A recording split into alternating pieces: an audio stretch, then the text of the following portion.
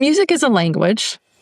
So like with any language, I think being successful with it means being able to communicate effectively. Sometimes that's just being able to express our own thoughts and feelings through our instrument.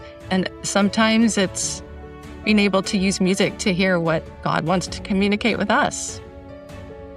As a performer, it's being able to communicate with your listeners. And as an arranger, it's being able to take, a melody or an idea that somebody else has come up with and add our own thoughts and ideas to it, and then hand that off to another musician to present it to an audience with their interpretation.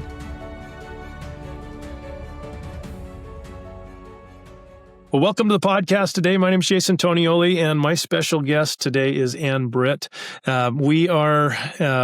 Anne and I are very similar in a lot of ways, where Anne has more than a dozen piano books that she sells, and they're fantastic. And she's done several album recordings and that are a lot of piano type stuff. But I know, Anne, you've done a lot of piano duet books as well, which has been, I think there's a special spot for those type of people as well. I mean, it's hard to do piano duets well, and I think you've done it.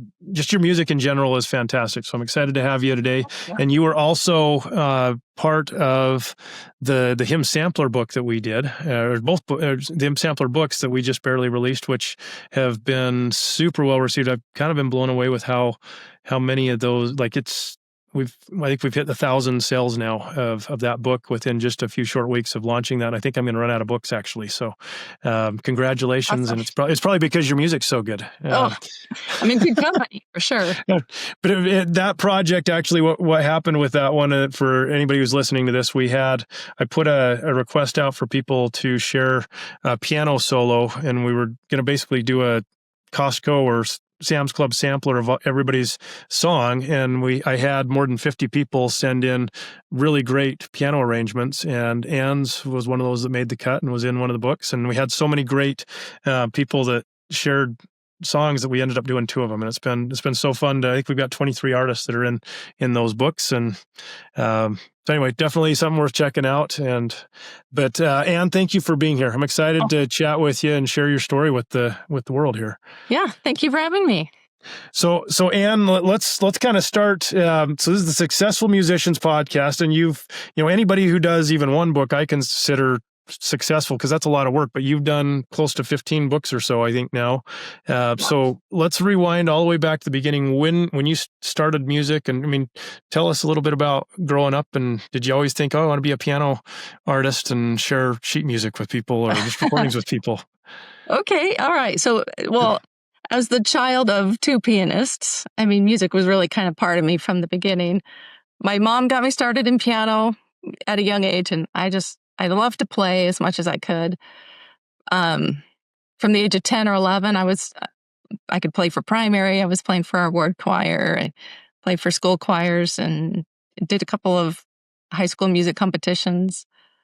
When I went to BYU, I ended up getting my bachelor's degree in math. But I stayed active with piano on the side. Then, in the middle of raising a family, I discovered that I really enjoyed being involved in musical theater as well, in the pit, not on the stage. Okay. And as my kids got into middle school and high school, I started playing for their school plays and their choirs. And now I'm a collaborative pianist, a staff accompanist at one of the local universities. And so, music isn't a side thing for me anymore. And then as far as composing goes, it was through a 2007 high school production of Guys and Dolls. I became friends with Dana Libanati. He was the high school jazz choir director and a college music professor. Okay. And when I asked him, how can I learn more about music theory? Because that's something I hadn't really studied much. He generously offered to give me some lessons and assignments that I could do at home at my own pace. And in my whole life, I had never felt like I had the creativity to actually compose music. But, with his encouragement and the composition assignments that he gave me as part of that, he proved me wrong. And then 2 years later, I had written enough pieces that I could put together a little CD and songbook for my family, and I started my own website. And then, as I got more comfortable with finding my own voice in doing hymn arrangements, getting some positive feedback from other pianists and encouragement to try and get those out there in music stores, I looked at what other successful LDS arrangers were doing, reached out to some of them for some advice. One of those was this guy with a kind of a weird last name. It sounds like some sort of pasta, Tonioli. Anyway, yeah, you were so helpful and gave me some great advice and some contacts to get in touch with music stores. And I've always really appreciated that kindness and the support that I felt from you and others in the LDS music community.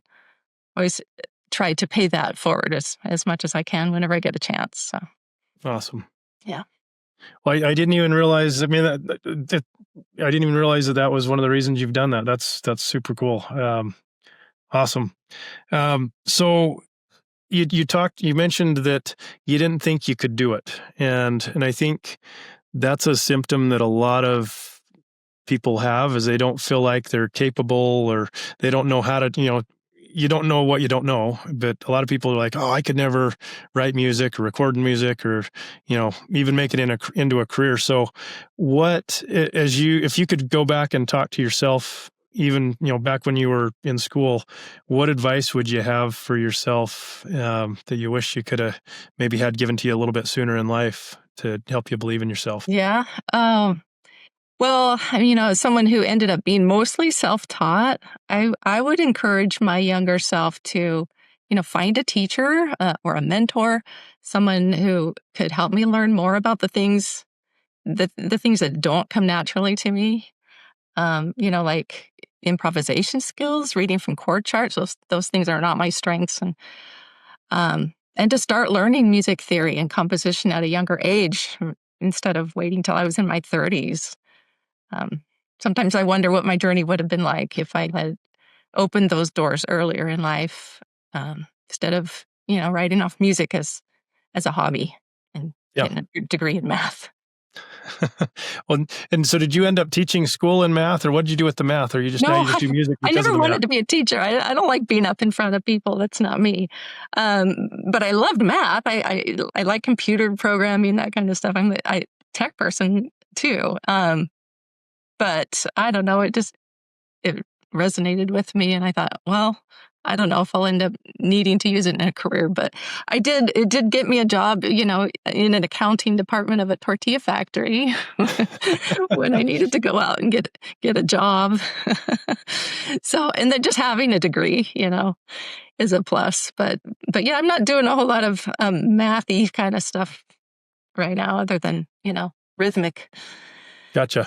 Well, so once you started believing in yourself, what were some of those? I mean, if you just look back on some of those inspirations you had and desires, you probably had some sort of nudge or urge to start doing recording or writing some songs out. What was it that made you really want to do that? I mean, did you have kind of spirit nudged you to do it, or did somebody yell at you and say, "Anne, you're so good, you need to do this. What are you doing? Why aren't you doing this?" Probably both. But yeah, other people saying, you should, that's good enough. You should, get it out there more. Because I would be more just happy. Like, I want to have it for myself because I, like to play what I like to play, what's fun. And, I always was on the look for new music and being able to, I can create my own music that I like too. But yeah. But it's been fun to be able to, connect with other people and broaden that world. Yeah. Well, I think, as I look at my trajectory, I had some great piano teachers myself, but I was kind of classically trained and, just taught to play the music that was written. And I was kind of a ornery teenager at times, and didn't practice near as much as I should have. But nobody ever told me what a chord sheet was. Like, that was just foreign language. I didn't even know that existed until all of a sudden I found this fake book. Somebody says, "Oh, you don't have a fake book?" I'm like, a fake book? What's a fake book? Is it a real book? And it has the chords and the melody line. And I had a good ear, but I think having some, I think teachers today are a lot better at kind of bridging the gap and helping kids learn to play by ear. It's become a thing, and thanks to YouTube and all of the resources there are. But I think you go back 20, 25 years, and chord sheets were not even like a lot of their old guard piano teachers that existed out there probably didn't even know what a fake book or a chord sheet was. They had their Mozart go-tos, Beethoven, and everybody played through the same 20 songs as they came up the line through piano lessons, right? Yeah. There's so much more out there now. Well, and what I do, my collaborative piano side is, I don't need to do the chord charts and that. I'm learning what's on the page, and there's a lot of it to learn. But every once in a while I get in a situation where it's like, oh, that would be a nice skill to have, Yeah, oh yeah. But I think my big takeaway, and I love hearing this from you. I mean, you've done a lot of books, and for anybody who's listening that's doesn't feel like they know the theory or they don't know how to write music, that's no excuse for if you've got ideas in your head, or that's no excuse to not sit down and try and exactly. work at it. Yeah, it doesn't have to limit you. Right. You probably can confirm this, but I mean, the first time I started writing out music or trying to do sheet music to something, I can still remember sitting with a tape recorder, those old tape recorders, and it was I think it was a Boys to Men song that we wanted to do for choir in high school. And I would hit rewind and hit play and rewind and play. And like, there was no notation software that even existed at the time, where, I'm scribbling down a manuscript paper, and it was so tedious. I hated it. It was so hard to do, but you just struggle through, and it gets a little bit easier the next time, and a little bit easier, a little faster. And, by the time you do 100 of them, you're almost good enough, or feel like you maybe can do it, but it just takes a lot of repetition. I'm sure you feel the same way. It's not easy ever. It still isn't easy, probably to this day for you, right? No, and there's always a challenge too. It's like you don't want to be in a rut and everything sound the same. So can I, bring something new to this piece, right? What's something new? Well, actually, speaking of that rut, like the hymn sampler book that we did, have you had a chance to play through that book yet?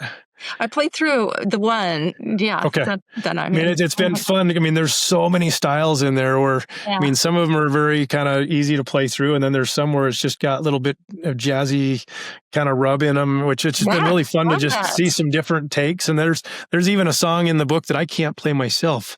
I probably won't ever be able to play it. I'm just like, this is way too hard for me. I'm not Rachmaninoff ninja style anymore. And so, yeah.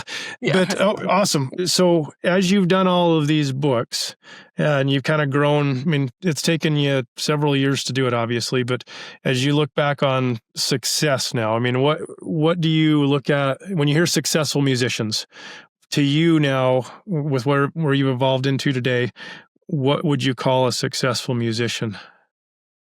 That's a good question. Well, so music is a language. So like with any language, I think being successful with it means being able to communicate effectively. And sometimes that's just being able to kind of express our own thoughts and feelings through our instrument, even just at home by yourself with nobody else listening. And sometimes it's being able to use music to hear what God wants to communicate with us. As a performer, it's being able to communicate with your listeners. And as an arranger, it's being able to take a melody or an idea that somebody else has come up with and add our own thoughts and ideas to it, and then hand that off to another musician to present it to an audience with their interpretation. And I love being part of that collaborative form of musical communication, because it really spans time and distance. And I think connecting with that audience and just, like what you're talking about. I mean, is there any time in particular that you're like, man, that was, if like just really touched you, or that, you know, it was really special type of thing that you've had with your music? Maybe it was somebody reached out and said, you know, hey, thank you, your music helped me, or, you know, is there some performance you've done that you just remember because it was so special?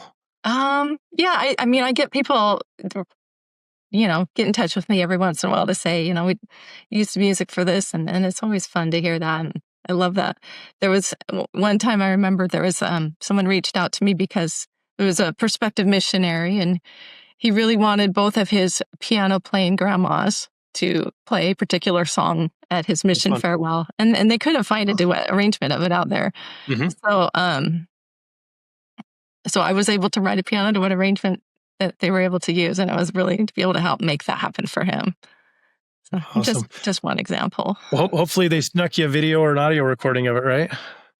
Oh, I didn't get of that one, but I No. have had people share videos. You know, sometimes when people ask, "Can we use this for this performance or this, you know, live stream?" It's like, yeah, but send me video too, because I always like to see.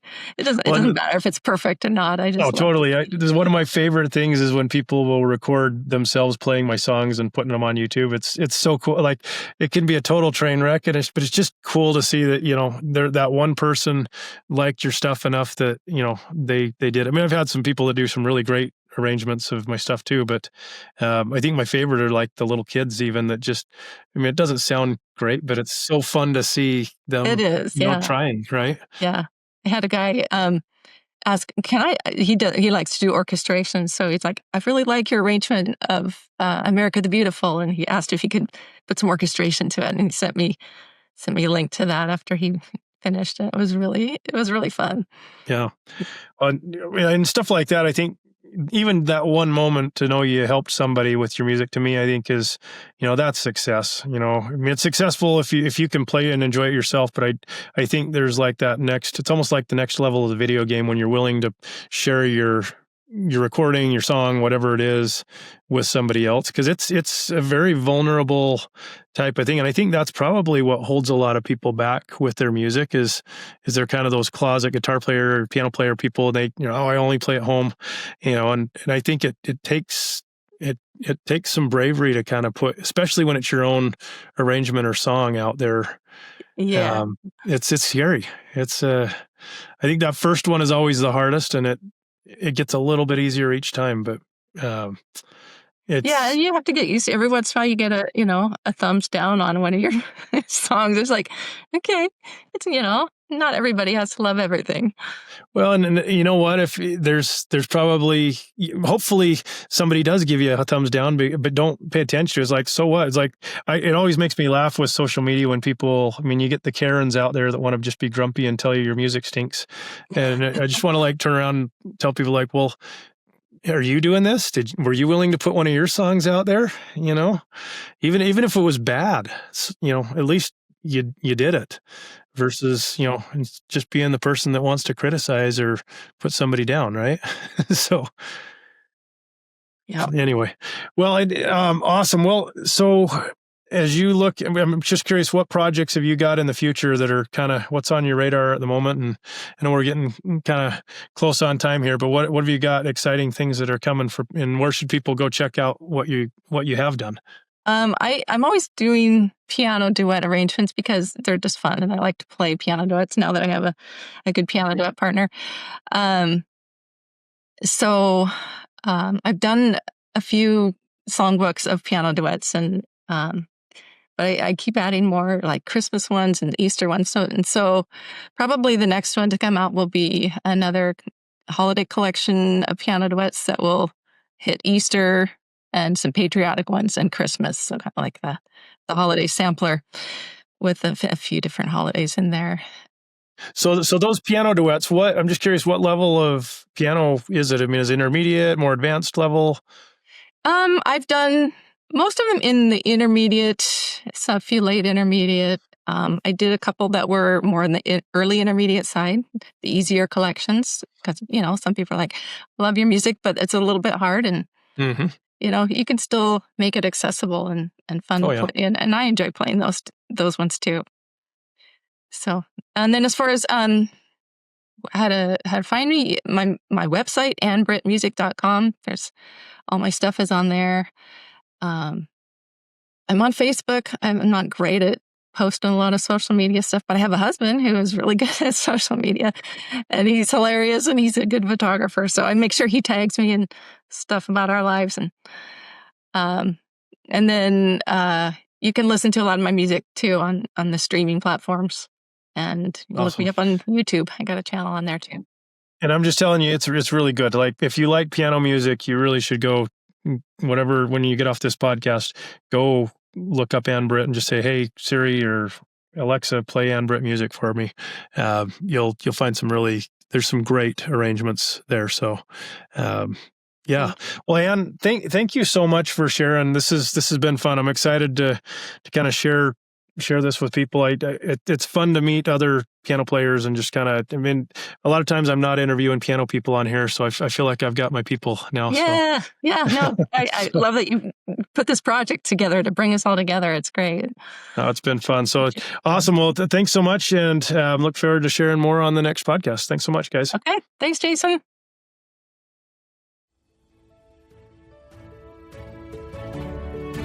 Hey, it's Jason here, and I hope you've gotten a lot of value out of this episode. Be sure to check out our show notes to learn more about our guest today, and if you'd like to support our podcast, there's a few things that you can do to help us grow. First, if you hit subscribe, it will help ensure that you don't miss a future episode.